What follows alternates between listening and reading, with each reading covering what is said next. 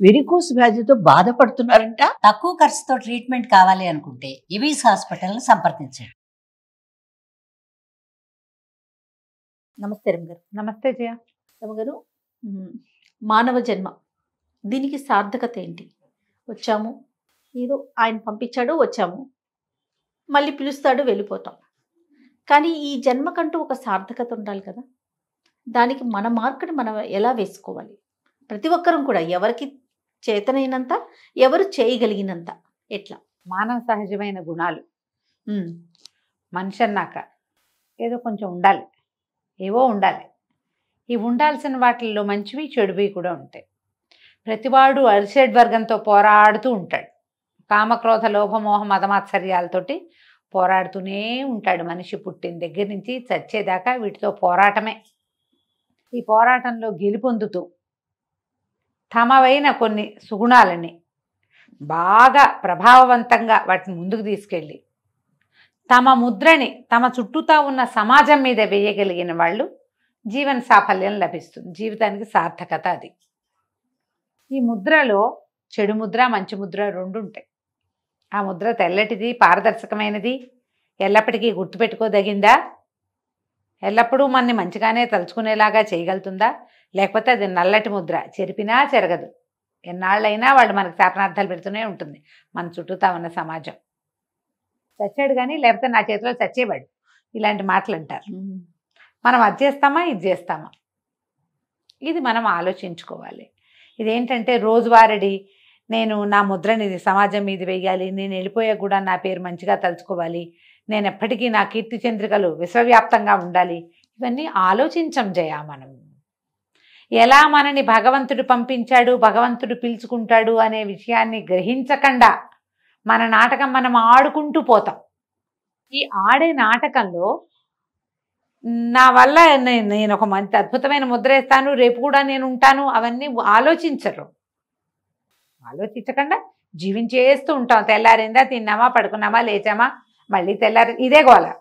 ఇందులో మళ్ళీ మనకి సంపాదన కోసము, జీవితం కోసము, సంసారం కోసము, ఫ్యామిలీ కోసము, జీవిక రోజువారీ తిండి తిప్పలు, వీటి కోసము, భవిష్యత్ తరాలకు సరిపడా సంపాదించడం కోసము, ఇదే కాకుండా నా మాటే గెలిపించుకోవటము, నేనే ముందుండటము, నాకు నచ్చేలా ఉండటము, నాకు నచ్చిందే చేయటము, నేను అనుకున్నదే జరగటము, ఇవన్నీ రటన ఉంటుంది ప్రతి వాళ్ళకి.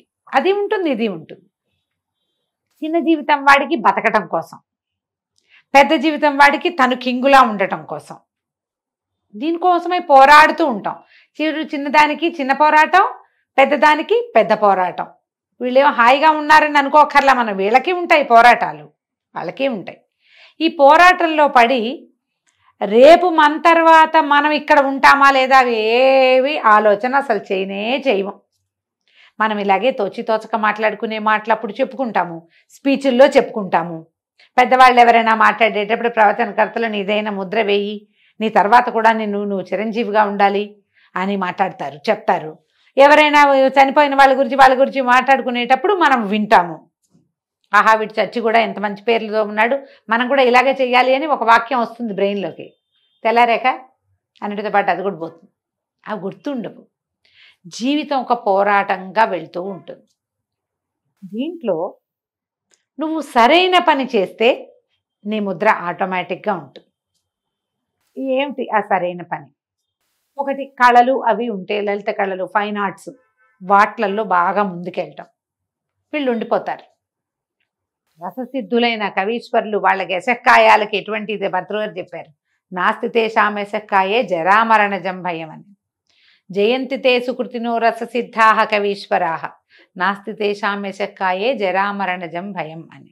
కొంతమంది కవులో లేకపోతే ఇలా గాయకులని, వైతాళికులని, వీళ్ళంతా ఏంటంటే వాళ్ళు జయిస్తారు ఎప్పటికీ కూడా. రససిద్ధి కలిగిన వాళ్ళు, అద్భుతాలు సాధించిన వాళ్ళు, వాళ్ళ తాలూకు కీర్తికి జరా లేదు, మరణము లేదు. అంటే వృద్ధాప్యము రాదు, మరణము రాదు, ఎప్పటికీ వాళ్ళు ఈ ప్రపంచంలో ఉండిపోతారు.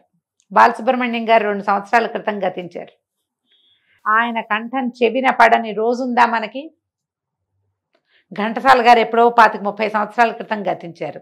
ఆయన్ని తలుచుకోకుండా ఉంటున్నామా మనం?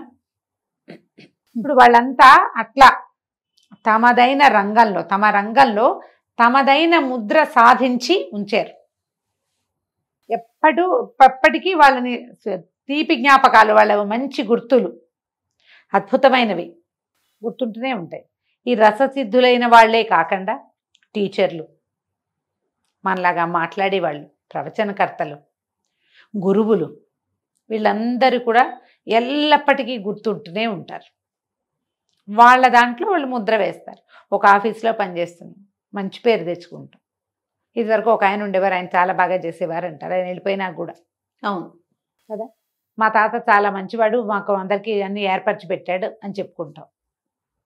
ఫ్యామిలీలో కూడా మన ముద్రలు ఉంచుకోగలుగుతాం. ఇప్పుడు ప్రతి వాళ్ళు రససిద్ధులే కాలేకపోతాం, కానీ మనమున్న సమాజంలో మనని తిట్టి చీదరించుకుని అసహించుకుని మన పేరు పెట్టుకోవటానికి కూడా ఇష్టం లేని స్థితులు కల్పించుకోకూడదు. ఒక మనిషి జీవితానికి సాఫల్యం ఏంటంటే మరణించిన తర్వాత కూడా అదే మర్యాదతో అతని పేరుని తీసుకుంటుంటే, ఒకళ్ళైనా కనీసం ఒకరు బ్రతికుండగా ఏ మర్యాదని పొందాడో ఆ మర్యాదని మరణానంతరం కూడా పొందగలిగితే అది జీవితానికి సాఫల్యం. మనుషుల జీవితాలు అందుకు కావాలి. అవును, మనం ఏదో బతికాం ఉన్ననాళ్ళు ఏదో మన ఏడ్చాం లిచకపోయాం కాదు, అది కాదు. దానివల్ల ఏ సఫలత లేదు. అంటే చచ్చిపోయాక మనకు ఎలా తెలుస్తుందండి అని అనిపిస్తుంది కదా. కానీ మనతో పాటు సమాజం మొత్తం వచ్చేది, మన గుంపు కొంత ఇక్కడ ఉంటుంది, మనం పోయాక కూడా. వాళ్ళకి తలవంపులు చిన్నతనము కలిగించకూడదు. నువ్వు ఇప్పుడు వేరే వారి గొప్పతనం మనం ఎలా వింటున్నామో ఈ భూమి మీద, రేపు మనం వెళ్ళిపోయాక మన గురించి అట్లానే వింటారు కదా. వింటారు, వినాలి. అది అలా చేసుకోవాలి. మనం లేకపోయినా, మనం మరణానంతరమే కాదు, మనం ఇక్కడెక్కడో పనిచేసాం, ఎవరికో 4 మంచి మాటలు చెప్పాం, మనం లేనప్పుడు కూడా వాళ్ళు మనని మంచిగా తలుచుకోవాలి. ఎస్, అది జీవన సాఫల్యం. ఇప్పుడు ఎంతసేపు చచ్చిపోయాకే మాట్లాడుకుంటున్నాం, చచ్చాక కాదు. మనం ఇక్కడ ఉండంగానే, మనం వెళ్ళిపోయినా మన సౌరభాన్ని విడవగలిగి ఉండాలి. మనం వాళ్ళు ఉన్నారు, వాళ్ళు వచ్చారు, చేశారు, చెప్పారు, వీళ్ళకి చెప్పటం వల్ల మాకు బాగుంది, వీళ్ళు చాలా బాగా చెప్తారు, చాలా బాగా చేశారు, ఎంత సహాయం చేశారు, అన్నం పెట్టారు మాకు, ఇలాంటివి వెనక్కి ఉంచుకోగలగటమే మానవ జీవితానికి సార్థకత. పోతే పోతామమ్మా, ఎవ్వరూ నుంచుని కూర్చుని పేటేసుకుని ఇక్కడే కూర్చుని వాడు ఒక్కడు లేడు. ఎవరైనా ఒకటే దారి, అంతే. ఏ దారిలో వచ్చామో అదే దారిలో వెళ్ళిపోతాం కూడా. మన ముద్రని విడిచిపెట్టి వెళ్ళగలమా లేదా అనేది ఆలోచించండి తప్పకుండా. ఇప్పుడు ఈ జీవన పోరాటము, ప్రయత్నము, మన డాన్స్ మన నాటకం మనం ఆడేసుకుంటూ ఉంటాం. దీంట్లో కూడా ఒక మంచి చేయొచ్చు మనం. ఈ నాటకంలో ఎప్పుడు మంచి చేసే, సహాయం చేసే, ఒక మంచి మాట ఆడగలిగే అవకాశం ఎప్పుడు వచ్చినా దాన్ని తీసుకోండి ఖచ్చితంగా. మన జీవితంలో మనం వెళ్ళేటప్పుడు ఎన్నో పొరపాట్లు, తప్పులు, ఇతరులను ఇబ్బంది పెట్టడమో, ఎవరో ఒకళ్ళని ఇరుకున పడేయటమో, బాధ పెట్టడమో, ఏ సహాయము చేయకుండా వెళ్ళిపోవాల్సి జరుగుతూనే ఉంటాయి. అవుతాయి, మన మనుషులం కదా, జరుగుతుంది ఇట్లా. కానీ దీంట్లో కూడా ఎప్పుడైనా మనకి సహాయం చేయాల్సిన అవసరం వస్తే దాన్ని తీసుకోండి. అది మానదు, అది మనని మన వెనకాల నుంచోబెడుతుంది తప్పకుండా. ఆ నుంచుతేనే మానవ జీవితానికి సార్థకత. మనిషి అయి పుట్టినవాడు ఎవడైనా సరే ఇతరులకి సహాయపడాలి. భగవద్ధ్యానం చేయటము, ఇతరులకి సహాయపడము, మనం ఏ భూమి మీద పుట్టామో ఆ భూమికి కొంత మేలు చేయటము, ఎంతో కొంత, ఇవి అవసరం. ఊపిరి ఎలా తీసుకుంటున్నామో ఈ పనులు కూడా అలాగే చేయాలి. ఓ మొక్క పెట్టండి, ఓ ఒకళ్ళకి సహాయం చేయండి, వాడికి ఒకడికో ముద్ద అన్నం పెట్టండి, ఒకళ్ళకో మంచి మాట చెప్పండి, మీకు వచ్చిన విద్య ఎవరికైనా చెప్పండి. చాలామంది అలా కూడా ఉంటారు, తమ ఏదైనా నేర్చుకుంటే ఎవరికి చెప్పకూడదు అనుకుంటారు, దాచేసుకుంటారు. విద్యలు దాచుకోవద్దు. మానవ జీవితానికి సాఫల్యం ఎప్పుడంటే మనం ఇతరులకి నేర్పగలిగినప్పుడే. మనం అట్లా దాచేసుకుంటే మనకి పురాణాలు అవి వచ్చేవా? అదే కదా, ఇప్పుడు వచ్చింది ప్రింటు, ఇదివరకు ప్రింట్లేవి. ఈ మంచి మాటలన్నీ, ఈ భగవద్గీత, ఈ భాగవతం, ఈ అష్టాదశ పురాణాలు, ఈ సాంఖ్యయోగాలు, ఇవన్నీ ఎక్కడి నుంచి వచ్చినాయి? ఉపనిషత్తులని, వేదాలని ముందు నుంచి వాళ్ళు తర్వాత తరాలకు అందించుకుంటూ పోయారు కాబట్టి వచ్చినాయి. అలా మనం ఏదైనా ఒక మంచి విషయం, మంచి తెలిసి ఇతరులకి అందించండి. అప్పుడు కూడా మానవ జీవితానికి సార్థకత లభిస్తుంది.